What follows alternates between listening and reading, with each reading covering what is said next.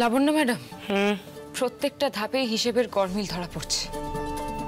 যে টাকা উড়ালপুল ফান্ডের জন্য সরকার থেকে এসেছিল, সেই টাকার অঙ্কই পার্টি ফান্ডের ডোনেশনে কি করে এলো?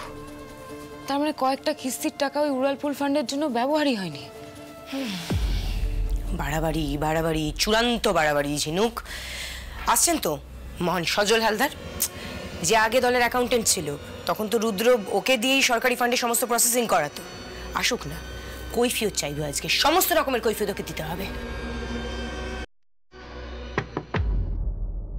ম্যাডাম আসতে পারি?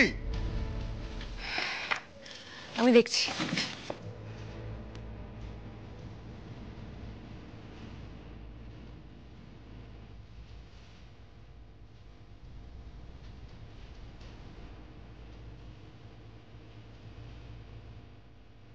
বসুন বসুন, আপনাদের জন্যই তো অপেক্ষা করছিলাম, প্লিজ।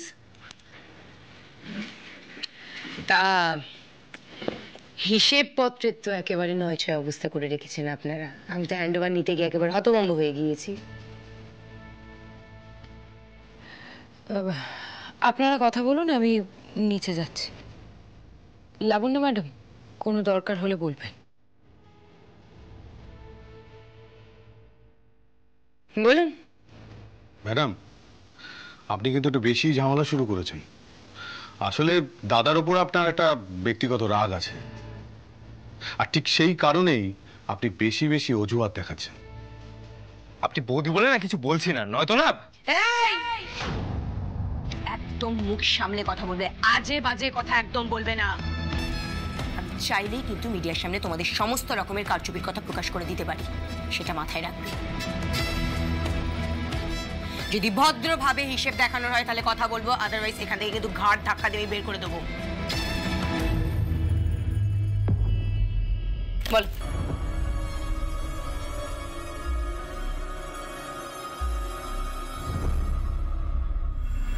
এই ধানু, বিয়াল, তমাল, পায়েল, আরে কাম, হিঙের কচুরি হেয়ার, হট হট হিঙের কচুরি। জানতাম কাকিমুনি ঠিক কোনো ভালো খাবার আনবে। তোমরা না এরপর থেকে রোজ সকালে হাঁটতে যাও। আর তমাল খাওয়ার কথা বললেই দোষ, আসল হাগড়ে তো এরা। অপমান করলো আমাকে। এই অত খাই খাই করতে না, খাই খাই করতে। স্টপ। কি হলো?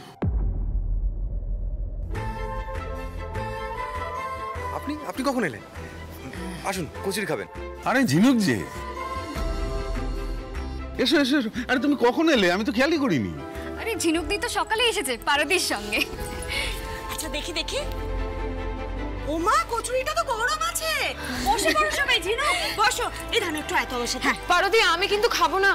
আচ্ছা আচ্ছা বসো, দেখা যাবে। বসুন, এসো এসো এসো। কাম শীট শীট ঝিনুক শীট।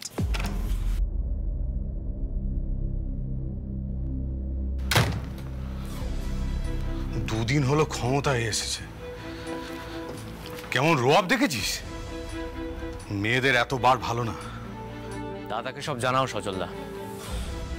জানাবো, তুই যা নিচে যা, আমি একটু গায়ের জ্বালাটা মিটিয়ে আসি।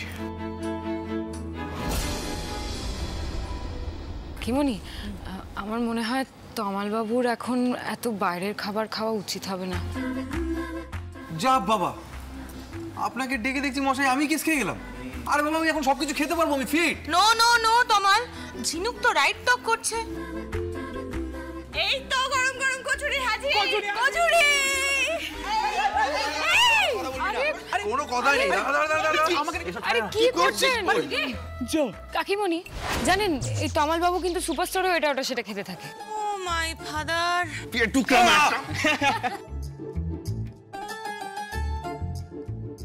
কাকুমণি তুমি ধরো তো। পায়েল এনো। এখানে চল তো, চল। হ্যাঁ যা যা যা, খেটে গা খেটে গা, যা যা যা। আমি আসছি।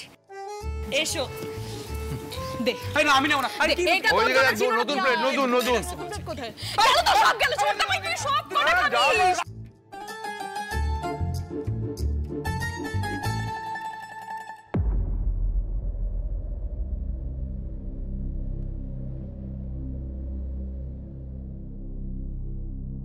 ইয়েশ বাদ দে।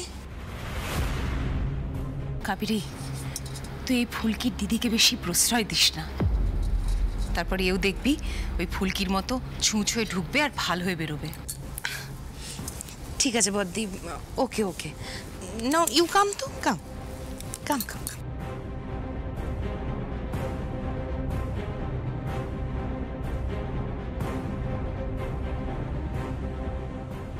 বলছি, আমার না হঠাৎ করে একটা কাজ মনে পড়ে গেল, আমাকে বেরোতে হবে, আমি এলাম। আরে আরে আরে আরে ঝিনুক, শোনো, কি হলো? বেরিয়ে গেল কেন? খেলো না? এ কি? চাপ বাবা, অদ্ভুত ব্যাপার তো, হঠাৎ কি হলো?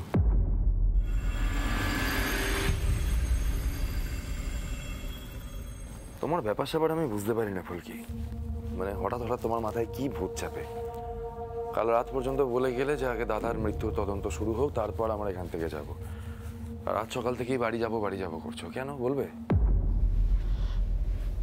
কি করব বলুন স্যার, সকালে যে একটা খারাপ স্বপ্ন দেখলাম আমি।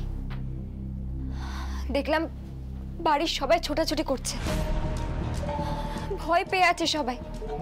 তারপর থেকে না আমার ডান চোখটা কাঁপছে স্যার, আমার মনে হচ্ছে কোনো একটা বিপদ হতে চলেছে। আচ্ছা ঠিক আছে, এরকম মনে হলে বাড়িতে একটা ফোন তো করে দেখা যায় ফুলকি। আপনার মনে হয় স্যার ওরা আমাদের কিছু বলবে? সেরকম কিছু না হলে ওরা আমাদের চিন্তায় ফেলবে না। চলুন না স্যার, ফিরে যাই আমরা, দরকার হলে আমরা আবার ফিরে আসবো এখানে, ওরা সবাই অবাক হয়ে যাবে।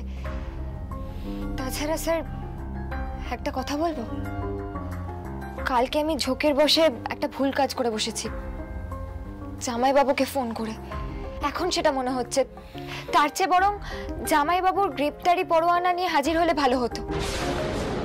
আপনার যে এই আমাকে মেরে ফেলার চেষ্টাটা, এটা মাঠে মারা গেছে। আপনি সিসিটিভি ফুটেজ মুছে দিয়েও পার পাবেন না। নিজের অপরাধের সাজা পাওয়ার জন্য তৈরি হন, ভালো থাকার দিন শেষ। উনি কিন্তু বসে থাকার লোক নন, প্রাণপণ চেষ্টা করবেন এই তদন্ত আটকানোর। এখন মনে হচ্ছে সেটা? আমি তো কাল বারবার বারণ করলাম ফোনটা করতে। কি করব বলুন স্যার, ফুলকি দাসের মাথা গরম হয়ে গেলে ফুলকি দাস নিজেকে সামলাতে পারে না। আপনি তো তখন আমার কানটা মুলে দিতে পারতেন। ওই আমি রাগ করিনি একটু। আমি কালকে ফোনটা করতে বারণ করছিলাম ঠিকই, কিন্তু তুমি যখন রুদ্রকে ফোনে শাসাচ্ছিলে তখন অনেস্টলি আমার ভালোই লেগেছে, কারণ ওই কথাগুলো আমিও রুদ্রকে বলতে চাই ফুলকি। আর এমনিতেও এটা এখন আমাদের ওপেন ব্যাটল, সবাই জানে সেটা। রুদ্র আমাদের কিছু করতে পারবে না ফুলকি, তুমি দেখো শেষ পর্যন্ত আমরা আসল অপরাধীকে খুঁজে বের করবই। এখন চলো আগে ফেরত যাই, দেখি মিস্টার রুদ্ররূপ সান্যাল কি করতে পারে। আমার সব থেকে বেশি ভয় হয় দিদিকে নিয়ে, কারণ সব থেকে ইজি অ্যান্ড সফট টার্গেট দিদি। দিদি গিয়ে সবার আগে দিদিকে সাবধান করতে হবে, ও যেন কোনোভাবে ভুলেও রুদ্রর কোনো ফাঁদে পা না দেয়।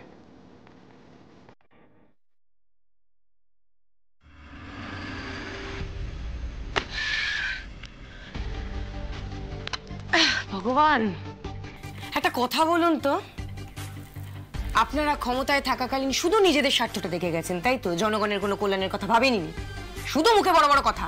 হ্যাঁ শুনুন, আপনাদের নেতাকে জানিয়ে রাখবেন যে লাবণ্য সান্যাল না তাকে ছাড়বে না, কেমন? যান এখন এই অফিস থেকে বেরিয়ে যান। কেন বলছি বলুন তো, এই অফিসে আমার বাবা বসতেন, আর আপনি এই অফিসে দাঁড়িয়ে আমাকে কাটমানির টাকা দিতে চাইছেন যাতে মিডিয়ার সামনে আমি মুখটা না খুলি, তাই তো? এটা তো হবে না, সব কটাকে কিন্তু আমি দেখে নেব।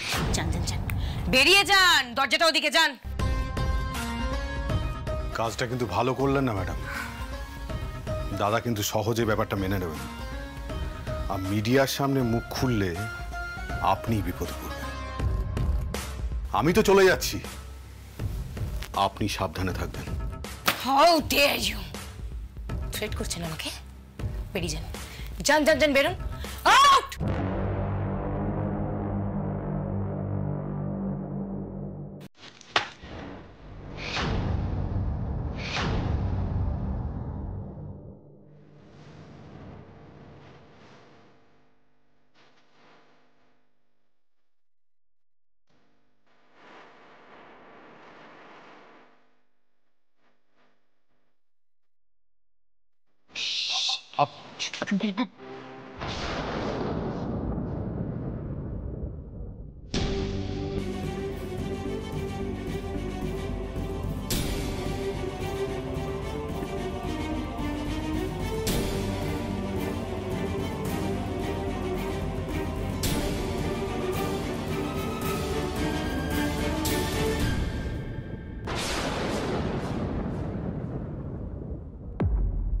আর এক রাউন্ড চা হয়ে যাক। হয়ে যাক।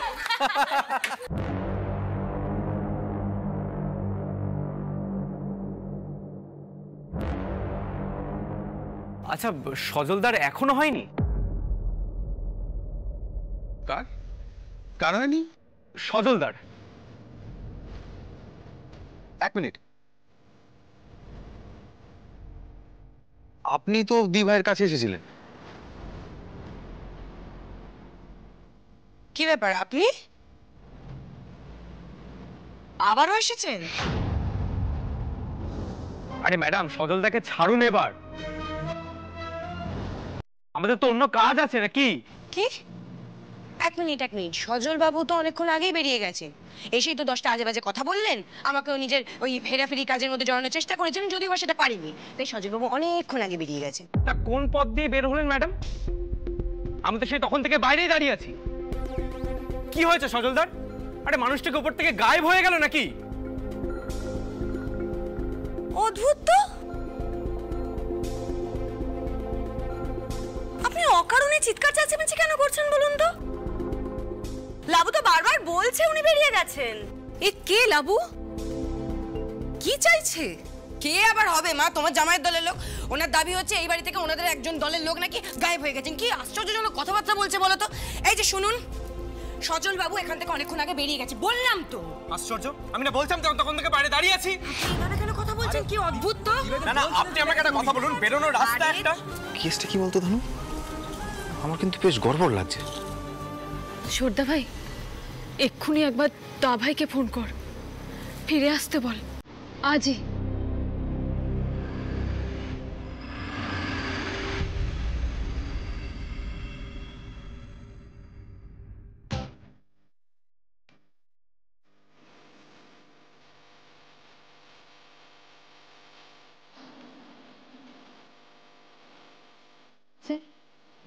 বাইরে এত পুলিশ, এখানে এত ভিড়, নিশ্চয়ই কিছু হয়েছে। বুঝতে পারছি না। ওই তো ডাক্তার কাকা। ডাক্তার কাকা, এই যে রোহিত, তোকে এসে গেছো, ভালো হয়েছে। শোনো, তোর বাড়িতে পুরো বিপদ হয়েছে। কি হয়েছে কিছু বুঝতে পারছি না, কাউকে ফোনেও পাচ্ছি না। লাস্ট তমালের সঙ্গে কথা হয়েছিল, ও বললো ইমিডিয়েটলি নবাবগঞ্জে ফিরতে। লাকিলি আমাদের ফেরার প্ল্যানে ছিল, আমরা এয়ারপোর্টেই ছিলাম অলরেডি। দেখি দেখি দেখি দেখি দেখি, যান যান, বাড়ির দরজাটা খুলতে বলুন, ভিতরে যথেষ্ট ক্যাচাল হয়েছে। পুলিশ এসছে, এভাবে আর কতদিন?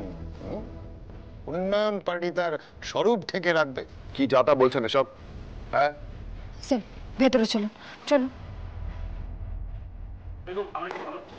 শুনুন শুনুন শুনুন, যেতে দিন। আশ্চর্য।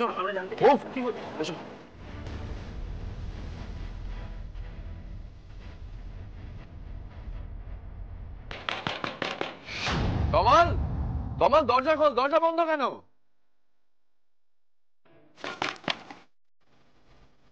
কি ব্যাপারটা কি? ফোন ধরছিস না কেন? কেউ কাউকে ফোনে পাচ্ছি না। ঔষধা, কি ব্যাপার? ভাই ভাই, দেখেন এখানে কি সব হচ্ছে। রুদ্রর লোকজন আমাদের উপর কি সব অভিযোগ এনেছে। আপনি তো অকারণে দলের উপর দোষ চাপাচ্ছেন। দাদা আসছে এখনই, আর আমরা তো আপনার ডাকি আপনার কাছে এলাম। আপনি তো দাদাকে গিয়ে বলেছেন যে অ্যাকাউন্টস মিলছে না। দলের সব হিসাব কিতাব সজলদা দেখত। যখন দাদা ক্ষমতায় ছিলেন তখন সরকারের পক্ষ থেকে যা যা হয়েছে সেই সব হিসাবও সজলদাই দেখত। আমরা দুজন তো আপনার অফিস থেকে বেরোলাম, তারপর আমি নিচে নামলাম আর সজলদা কি একটা কথা বলতে আপনার অফিসে ঢুকলো, ব্যাস তারপর তো সে আর বেরোলোই না। তো আমরা খোঁজ করব না? আরে সে কোথায় যেতে পারে দোতলা থেকে? আরে বাবা, আপনাকে তো 10 বার বলা হচ্ছে, আমরা কিছু জানি না। লাবণ্যর অফিস থেকে অনেকক্ষণ আগে সজল বাবু বেরিয়ে গেছেন। না না, আপনাদের বাড়িতে দোতলা থেকে নিচে আসার রাস্তা তো এই একটাই। ওই তো রুদ্ররূপ বাবুর ওপর যখন গুলি চলেছিল এই বাড়িতে, তখনও তো দেখেছিলাম, সেটাই তো ছিল। কি অংশুমান, কিছু বলছো না কেন তুমি? কিছু বলো। আমার কিছু বলার নেই স্যার, তবে এটুকু বুঝতে পারছি যে একটা রহস্য তো আছেই। এক মিনিট ধানু দিদি, তুমি আমায় একটা কথা বলো তো, এখানে কি হচ্ছে? ফুলকি দিভাইরা দুদিন আগেই টের পেয়েছে যে উপকূল পার্টির রাজত্বে হিসেবের একটা বড় রকমের গরমিল হয়েছে। পার্টি ফান্ডে অনেক টাকা গেছে যেগুলো সরকার থেকে দেওয়া হয়েছিল উন্নয়নের জন্য। এগুলো সমস্ত মিথ্যে কথা ধানু।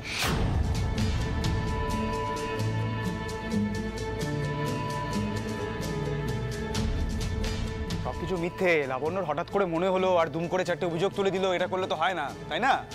তুমি এসেছো রুদ্র, এবার একটা ফয়সালা হবে। বাবা, লাবু কি করে জানবে বলো তো যে তোমার দলের অ্যাকাউন্টেন্ট কোথায় গেলেন? এক্স অ্যাকাউন্টেন্ট মা, কিন্তু সেই লোকটা আমার দলের সক্রিয় কর্মী ছিল। তার পরিবারের কাছে আমি তো দায়বদ্ধ। তোমার মেয়ে আমার কাছে হিসেব চাইতে গেছিল, তারপরে সজলকে ডেকে পাঠালো, সজল এলো, তার সাথে মিহিরও এলো। তারপরে হঠাৎ করে সজল তোমার মেয়ের দোতলা অফিস থেকে উবে তো যেতে পারে না, তোমার মেয়ে নিশ্চয়ই জানে সে কোথায় গেছে। লাবণ্য উত্তর দাও, সজল কোথায়? আমাকে সজলের বাড়ির লোককে জানাতে হবে, আমাকে আমার দলকে জানাতে হবে, উত্তর দিতে হবে তাদেরকে। বলো। জামাইবাবু, আপনি কি বলতে চাইছেন? দি ভাই কিছু করেছে মানে দি ভাই সজল বাবুকে গায়েব করে দিয়েছে, এটা বলতে চাইছেন কি? কিভাবে গায়েব করবে একটু বলুন তো। সত্যি রুদ্র, এই কদিন তোর অনেক কাণ্ড দেখলাম, তোকে অনেক চিনলাম, তবুও এখনো মাঝে মাঝে তোর কথাবার্তা শুনলে অবাক হয়ে যায়। মিথ্যে অভিযোগ করছিস সবাই জানে, সেটা তুই কর, কিন্তু একটা বেসিক লিমিট রাখ।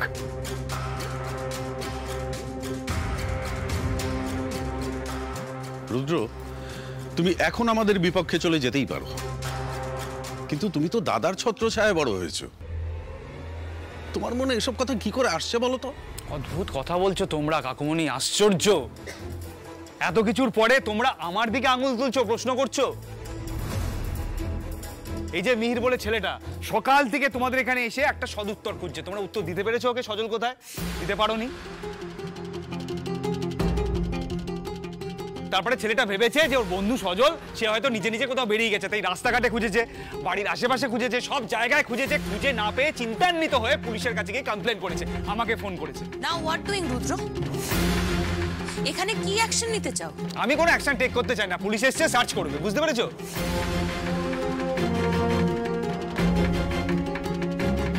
সে কি মাস্টারমশাই বাড়ি নেই, এর মধ্যে সার্চ? রুদ্র, তুমি বাবা মাথা ঠান্ডা করো একটু। মা, আমার মাথা খুব ঠান্ডা আছে। আমার মাথা ঠান্ডা আছে বলেই এই রায়চৌধুরী বাড়ি এখনো পর্যন্ত অক্ষত আছে। যদি আমার মাথা গরম হতো এতক্ষণে ঘরদোর সব ভাঙচুর হয়ে যেত, কিন্তু পুলিশ এসছে, ওরা তো সার্চ করবেই। আমি এখনো বেঁচে আছি রুদ্র, কথাটা যেন মাথায় থাকে।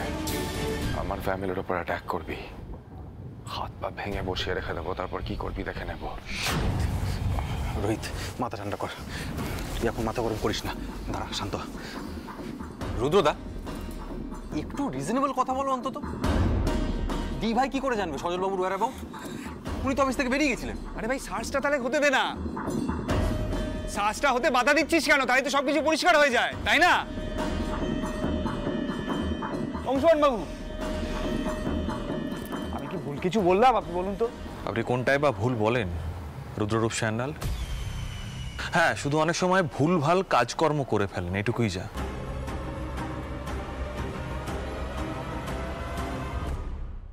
এইভাবে ইচ্ছে মতো সার্চ করা যায় না। ডিউটিটা যখন শুধু একমাত্র তোমারই মনে আছে বড়বাবু, অন্য কারোর আর মনে নেই, তাহলে সার্চটা তুমিই করো, বুঝতে পারলে? ওয়ারেন্ট আছে বড়বাবু? নেই নিশ্চয়ই। ওয়ারেন্ট ছাড়া আমি কিন্তু সার্চ অ্যালাউ করব না বড়বাবু। ম্যাডাম, সকালবেলায় একজন এখান থেকে গায়েব হয়ে গেল, আর এই গোটা দিন ধরে আমরা একটা সার্চ ওয়ারেন্টও বার করতে পারবো না। পুলিশকে কি আপনি এতটাই নিষ্কর্মা ভাবেন ম্যাডাম? নিন, ওয়ারেন্টটা ভালো করে দেখে নিন।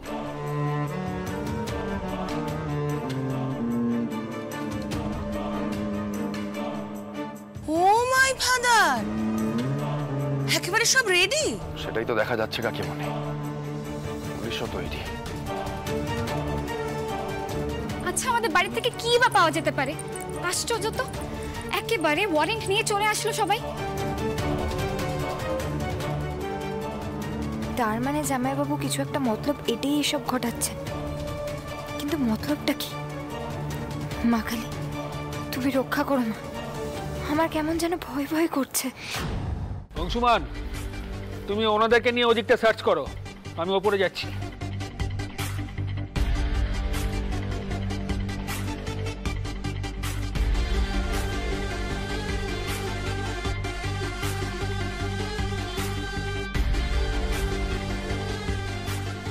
দি ভাই, তোমার ভয় পাওয়ার মতো কিচ্ছু হয়নি। একটা কথা বলি ফুলকি, আমার অফিসটা যদি বাইরে হতো না, তাহলে রায়চৌধুরী বাড়িতে এসব কিছু হতো না গো। তুমি আমার একটা কথা বলো তো, বাইরে এতক্ষণে লোকজন জড়ো হয়ে গেছে, তাই না? আমি সবটা বুঝতে পারছি। ইচ্ছে করে রুদ্র আমার অসম্মান করাচ্ছে। আরে বাবা, পুলিশ তো কিছু না পেয়ে এমনিই চলে যাবে, তো ঘাবড়াচ্ছিস কেন?